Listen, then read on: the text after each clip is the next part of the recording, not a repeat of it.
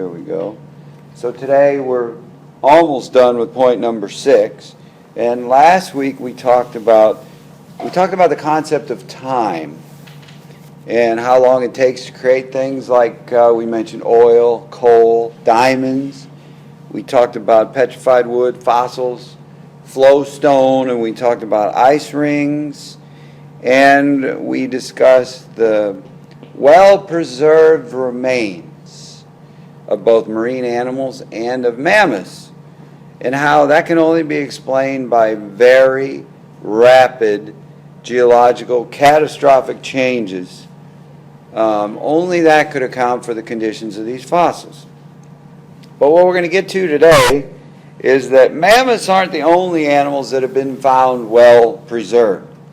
Looky here. DNA, amino acids, blood cells, soft tissue have been found in dozens of other remains that are supposed to be millions and millions of years old. Bacteria, which is supposed to be 250 million years old, have been revived without any DNA damage. Intact DNA has also been recovered from we already went through that, supposed Neanderthal bones, from insects embedded in amber, from dinosaur fossils, all of which are either supposedly tens or hundreds of thousands of years old to millions and millions of years old. There's actually now been dozens of fossilized dinosaur remains from around the world that contain soft tissue.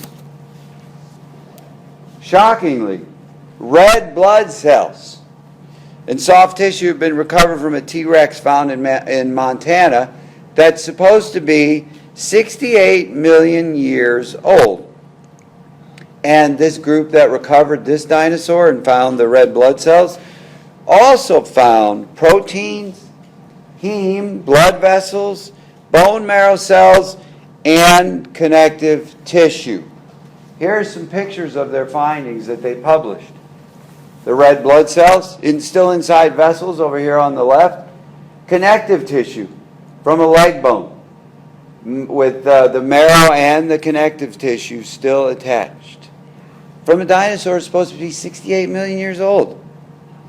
Electron microscopy analysis prove that this is not bacteria of any kind that they're looking at, and it actually is exactly what it is, structural proteins like collagen.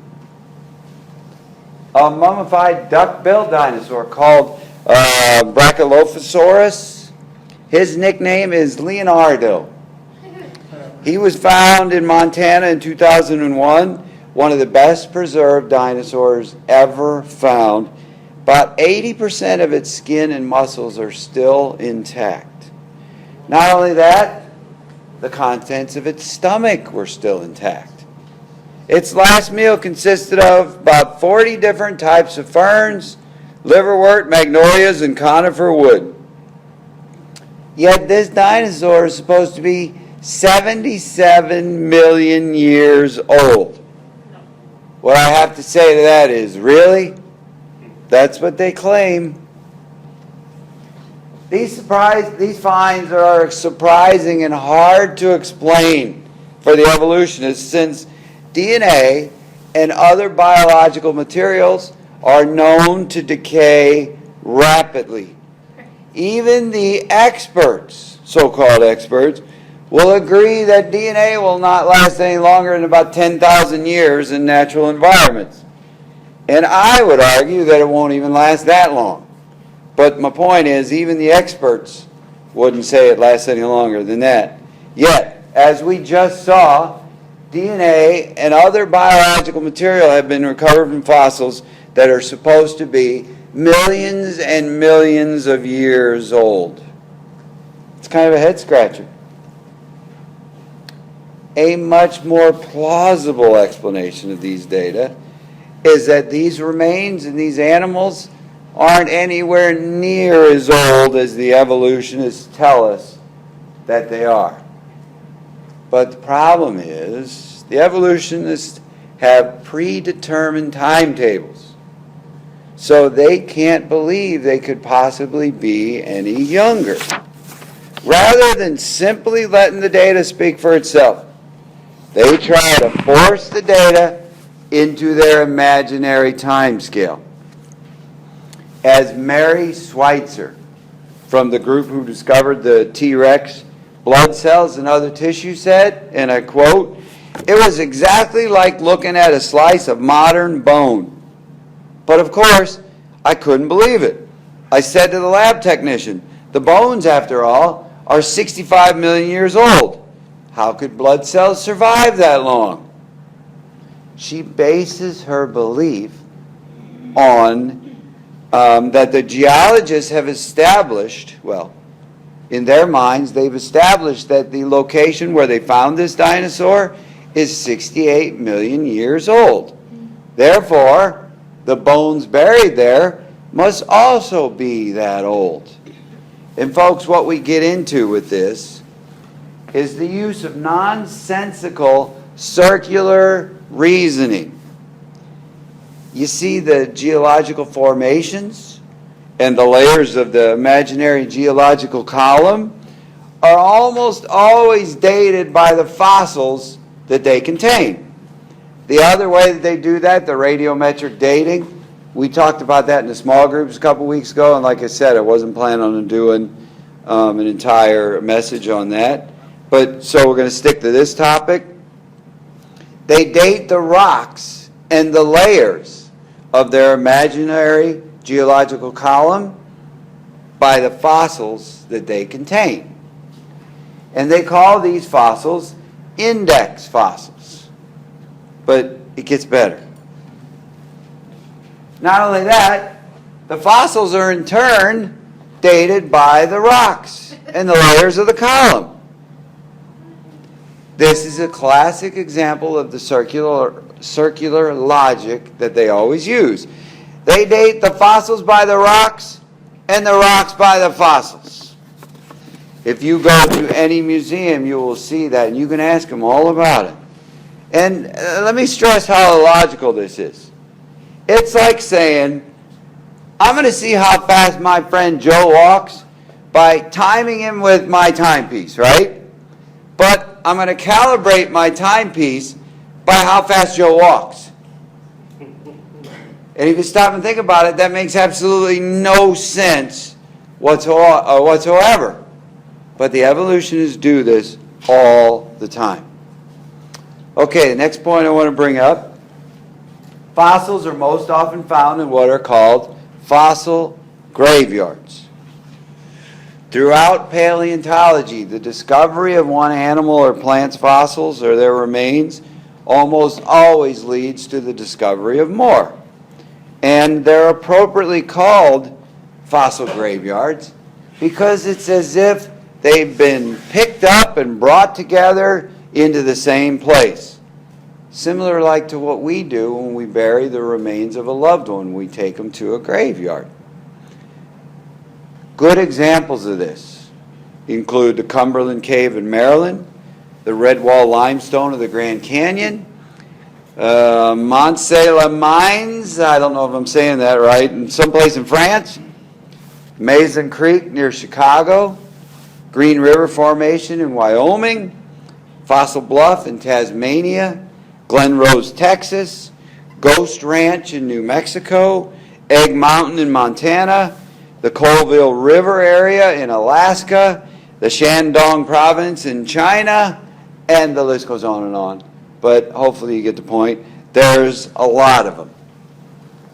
In all these, I went too far here. Come on, baby. There we go. That's where I want to be.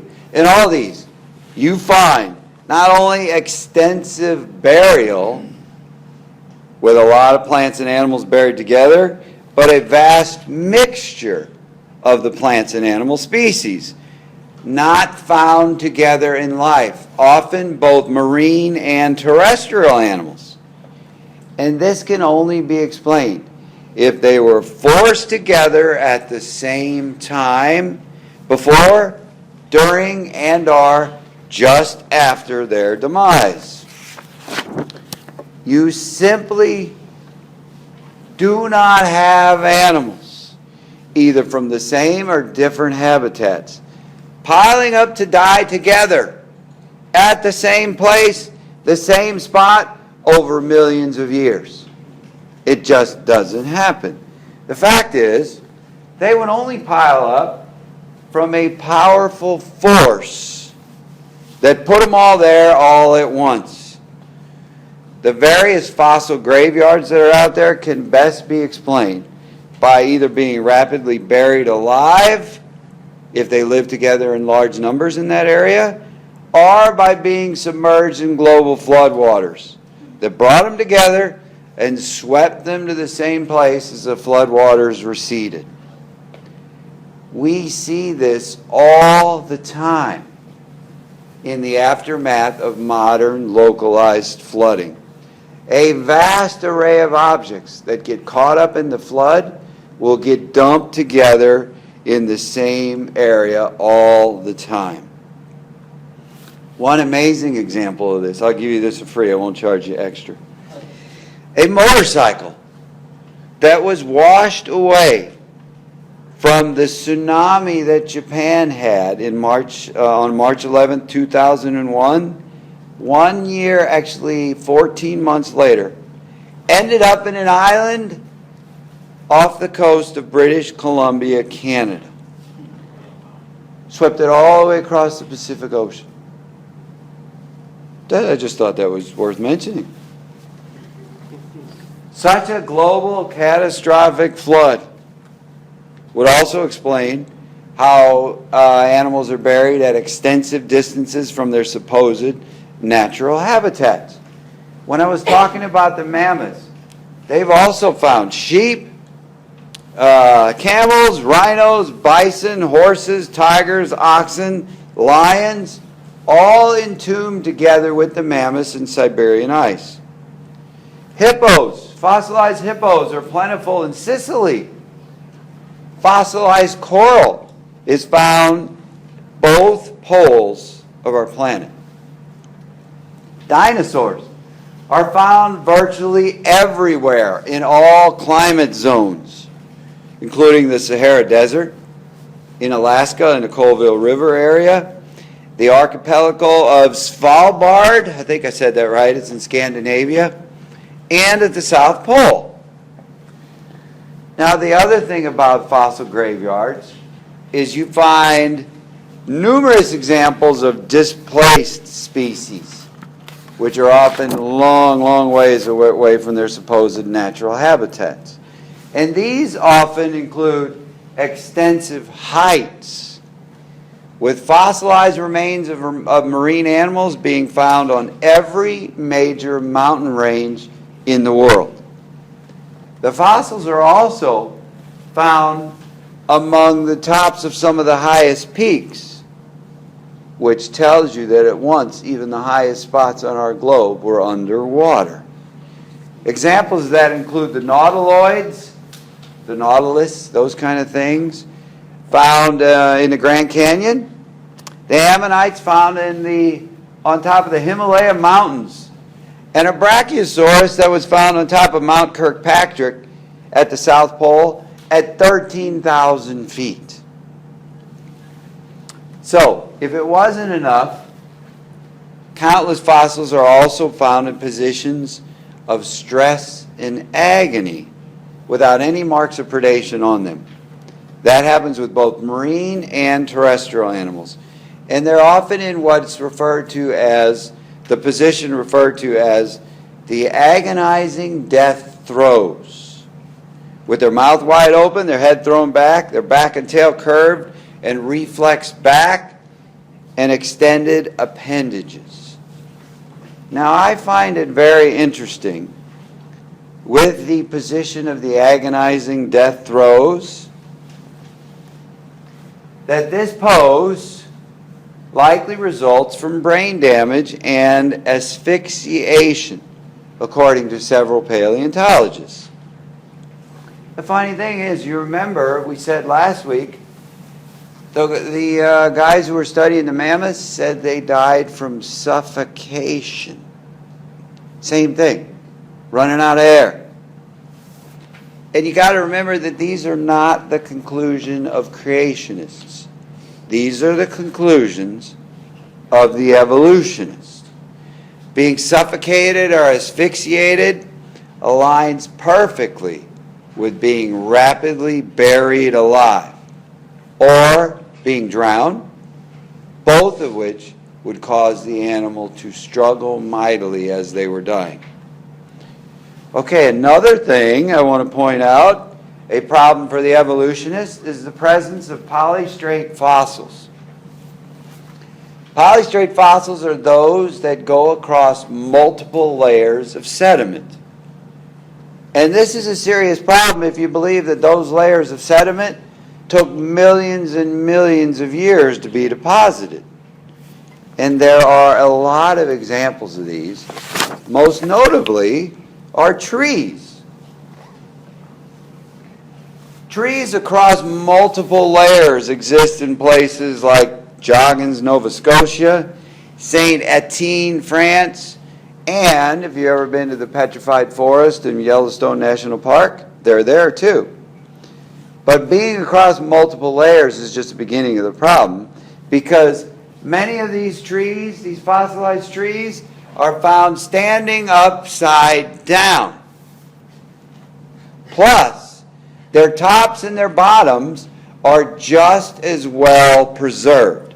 Whether or not they're upright or upside down, tops and bottoms are just as well preserved. But trees aren't the only ones that they found like this. There's catfish in the Green River Formation in Wyoming, giant tassel ferns in the Cumberland Plateau, which is in Tennessee, an extinct plant called a Lepidophyllus, found in Cookeville, Tennessee, and an Acrocanthosaurus, which is an Allosaurus-like dinosaur, found in the Paluxy River in Texas. All of these are polystrate fossils. They extend across multiple layers of sediment. So here's the question. How can a plant or animal remain vertical long enough for multiple layers of strata to cover them when those layers of strata supposedly take millions and millions of years to deposit? Better yet, how can a tree stand upside down for that long? Now that's a real trick. To stand upside down and vertical for millions of years while the layers of rock are deposited around it. Try getting a tree to stand on its proverbial head for millions of years and see what happens, right? I mean, this is getting a little ridiculous, but you see where we're going with this. And as I mentioned, it's important that the top parts of these fossils are just as well preserved as the bottom parts. Therefore, the only thing you can say is that they had to have been buried rapidly.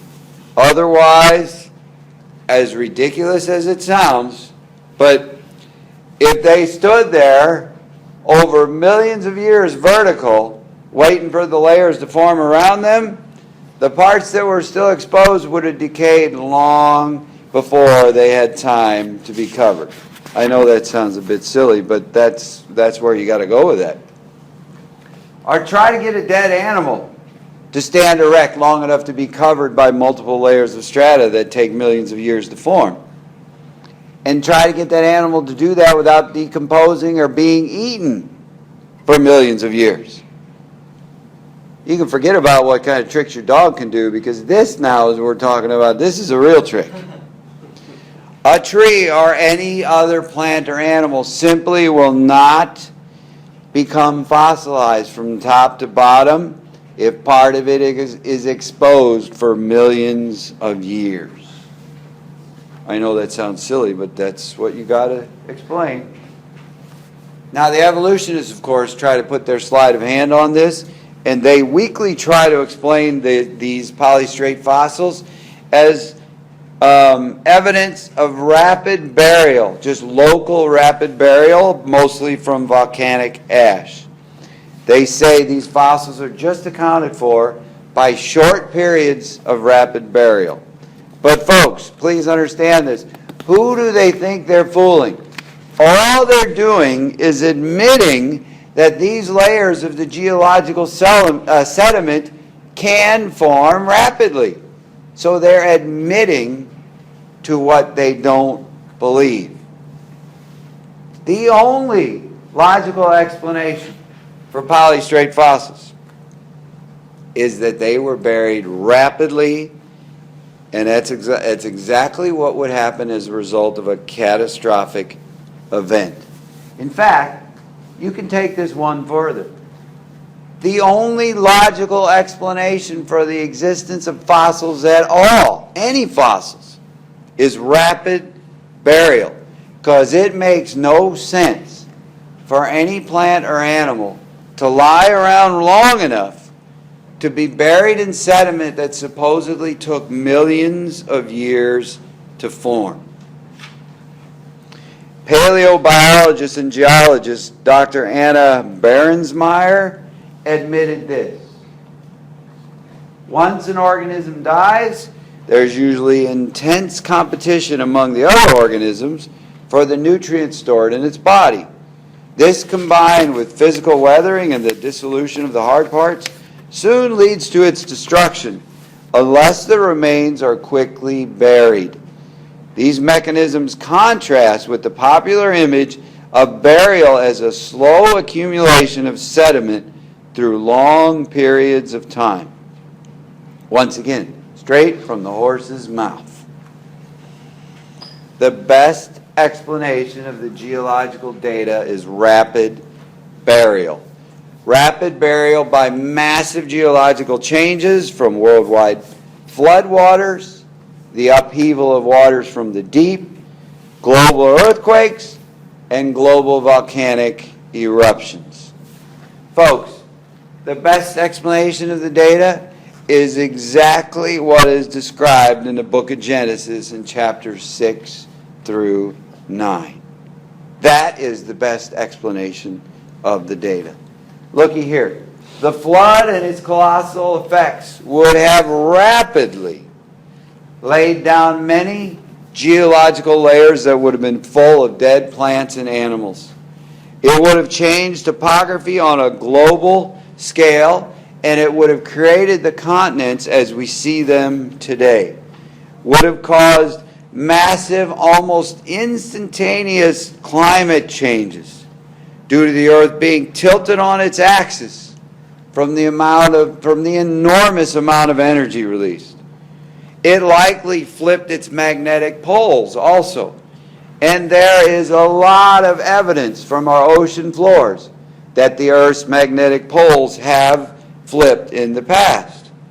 It could have also created the asteroid belt, because pieces of the Earth could have been blown out into space. That's why when people talk about some of those things falling back on the Earth, and they say they find evidence of organic and biological material on them, I say that's no big deal, because they came from here in the first place. And all of these changes would have been rapid, as the data suggests. So the evidence is there that the Earth underwent a global cataclysmic event that's responsible for the conditions of the Earth as we see it today. And actually, the best explanation I've ever heard of all of this comes from Dr. Walt Brown in his book, In the Beginning, and he calls it the hydroplate theory. His theory explains all of these things in great detail, which I just went through. And his book is actually available online if you ever want to look it up. I think it's great reading. But here's this leads into the next thing I want to point out. It also explains how the water level on our planet would have risen 400 to 500 feet higher than it previously was. Therefore, there would have been a lot of inhabited land, even when the flood receded, that would have ended up permanently underwater. Not surprisingly, that's exactly what's been found. Numerous underwater civilizations have been discovered. For example, off the coast of the North Sea in Europe, the Yucatan Channel off the coast of Havana, Cuba, Yonaguni-jima, if I said that right, Japan, the Bay of Cambay in India. That's just a few of them. In these sites, they have found extensive urban remains. They found things like pyramids, statues, buildings, roads, monuments, temples, walls, human remains, human artifacts, and they've also found the locations of ancient rivers and lakes. And here's some pictures of some of the things that they found. You can Google this very easily and you can see all of this for yourself. I just picked out a few of them. Clearly, entire civilizations that were once above ground are now below ground, or below water, sorry. And what's amazing is that when they find these things, it shocks the scientists who find them and examine them. And it's forcing them to reevaluate their understanding of the history of civilizations in these areas. And it's also very interesting that these civilizations have all been dated to be 5,000 to 10,000 years old. So what would have happened in that time range that would have caused all these places to end up underwater? Oh, I think I know. Yeah, a flood. A worldwide flood, yeah. How long ago? 5 to 10,000? 5 to 10,000 is what they've dated all of these at. So, I now want to go back to the issue that I raised at the beginning of the last message. And the question was, did dinosaurs really live millions of years ago and then they all went extinct? And there's your answer. No! The evidence is there to support that the answer is no. And not only that, they have existed alongside man ever since we've been here and may very likely still be with us today. And like I said last week, yeah, that shocks all of you to hear me say that, right? Well, I am now going to go through, for the end of our time today and then into next week, some more evidence with that. And I'm going to begin with the piasol bird. On a bluff along the Mississippi River in Alton, Illinois, is painted a recreation of the original Indian painting of what they call the piasol bird, a term that means bird that devours man. The original painting collapsed because there's a lot of quarry activity in that area, so they recreated it and put it back up there. Here it is. That's what it looks like. Since this is very close to my hometown, I've seen this more than once. The painting of the piasol bird depicts a dragon-like creature. The legend tells of a creature that terrorized the Illini Indians and the other tribes that were in that area. It would come down, carry them off to eat them. And the legend says that the creature was ultimately killed by one of their chiefs. A local writer and professor named John Russell first wrote about the creature and that it lived high in the cliffs around this area of Alton, Illinois. In 1848, he explored a lot of the caves. In one particular cave, this is what he wrote. The shape of the cave was irregular, but so far as I could judge, the bottom would be about 20 by 30 feet.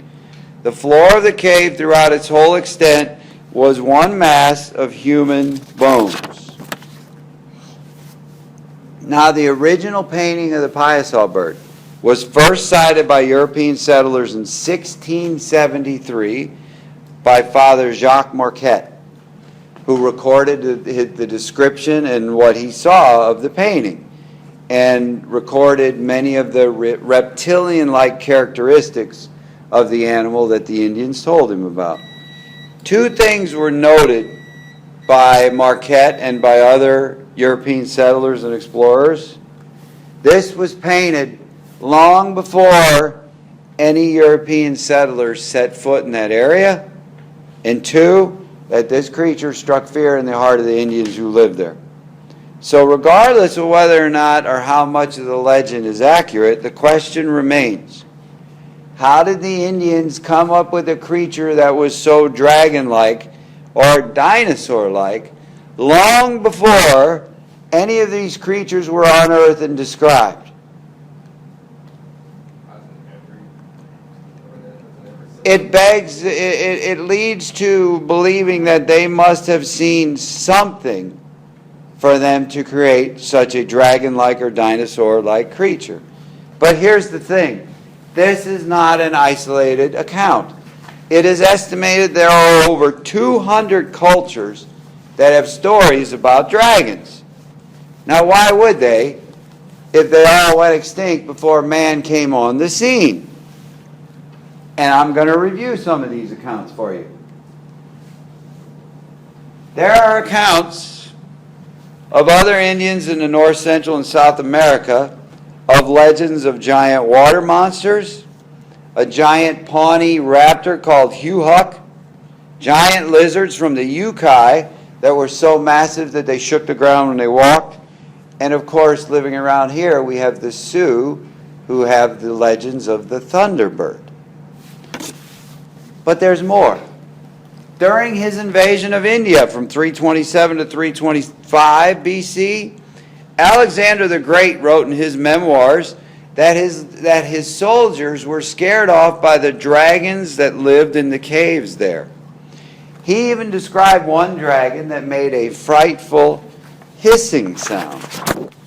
The people there even begged Alexander to leave those dragons alone because they were revered as gods, which the Greek soldiers apparently had no problem doing because they were scared to death of them. And later Greek rulers also recorded that they brought back dragons alive from Ethiopia. But these weren't, Alexander the Great and the other Greek leaders weren't the only ones to write about dragons living in India. The Greek sophist Philostratus wrote in his book, The Life of Apollonius of Tyana, around 220 AD, he wrote this: "The whole of India is girt with dragons of enormous size, for not only the marshes are full of them, but the mountains as well, and there is not a single ridge without one."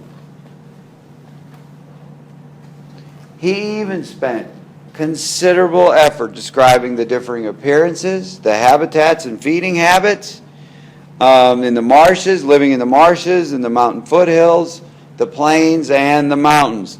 He described their type of scales, their eyes, their coloring, and special features, just such as those that had crests or beards. Talked about their immense size and power and speed, and their hissing sounds, just like Alexander the Great wrote about 500 years earlier. He even described their habit of killing and eating elephants, and the method of hunting them used by the locals. Then we have the Roman author Pliny the Elder, wrote about dragons in his The Natural History from around 79 AD. He wrote this: "Africa produces elephants. They're found also in the countries of the Ethiopians and the troglodytae. But it's India that produces the largest as well as the dragon, which is perpetually at war with the elephant, and is itself so enormous a size as easily to envelop the elephant with its folds and encircle them in its coils." Then he goes on to say, "The contest is equally fatal to both. The elephant vanquished falls to the earth, and by its weight crushes the dragon which is entwined around it." Pliny the Elder also described the method of attack used by some dragons on the elephants.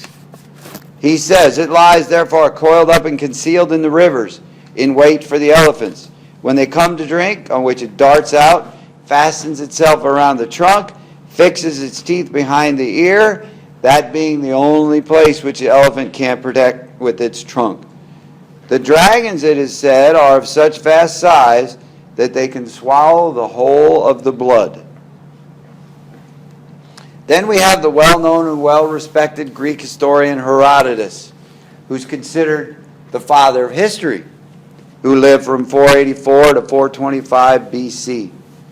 he recorded sightings of flying serpents. He writes, "There is a region, moreover, in Arabia, situated nearly over against the city of Buto, to which place I came to inquire about winged serpents. And when I came thither, I saw bones of serpents and spines in quantities so great, it's impossible to make report of the number. And there were heaps of spines, some heaps large, others less large, and others smaller still than these, and these heaps were many in number.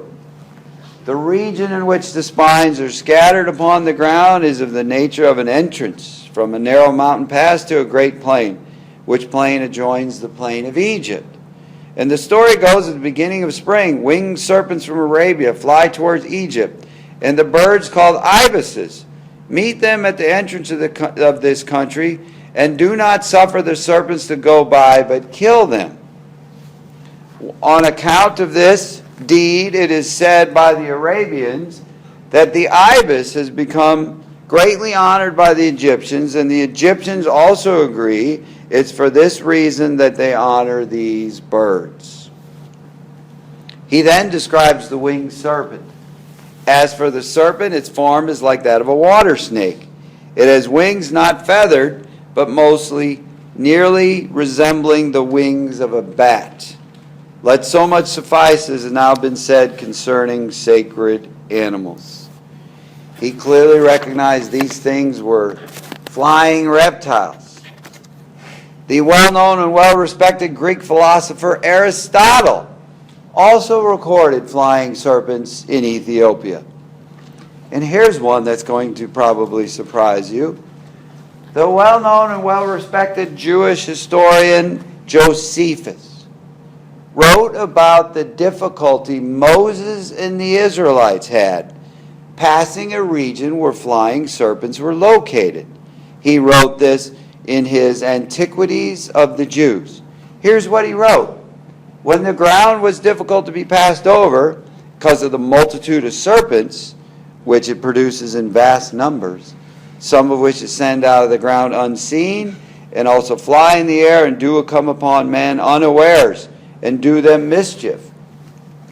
Moses made baskets like unto arks of sedge, and filled them with ibis," the birds again, "and carried them along with them, which animal is the greatest enemy to serpents imaginable.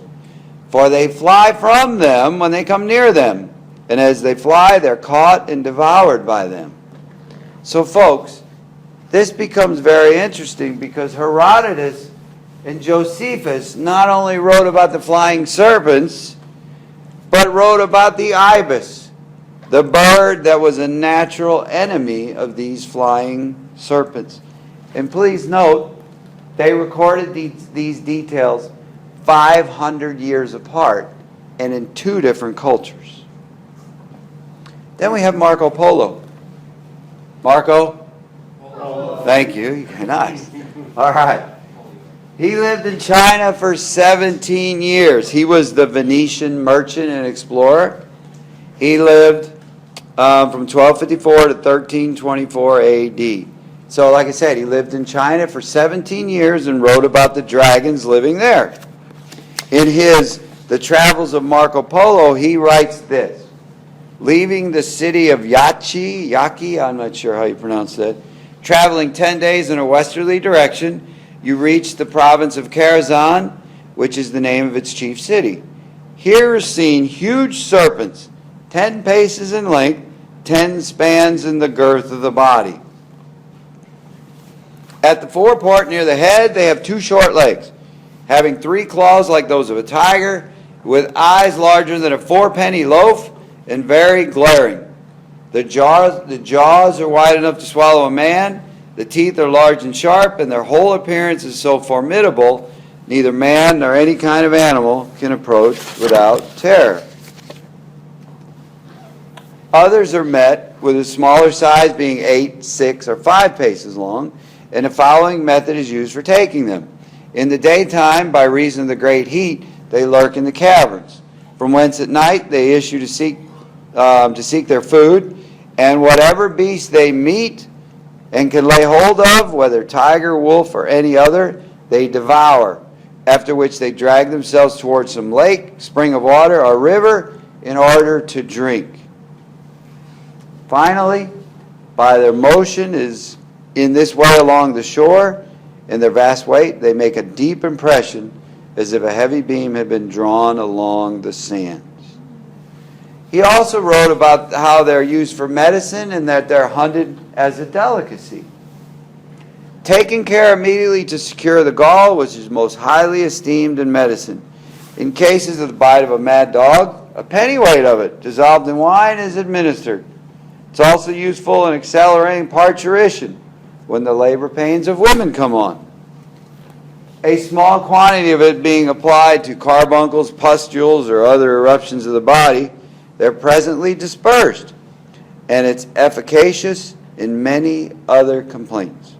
The flesh also of the animal is sold at a dear rate, being thought to have a higher flavor than other kinds of meat, and by all persons it is esteemed a delicacy. Marco Polo also wrote about the Chinese Emperor Kublai Khan in 1271 would have his chariots pulled by dragons for special occasions, and that he saw long reptiles in Asia called lindworms that could easily run as fast as a horse.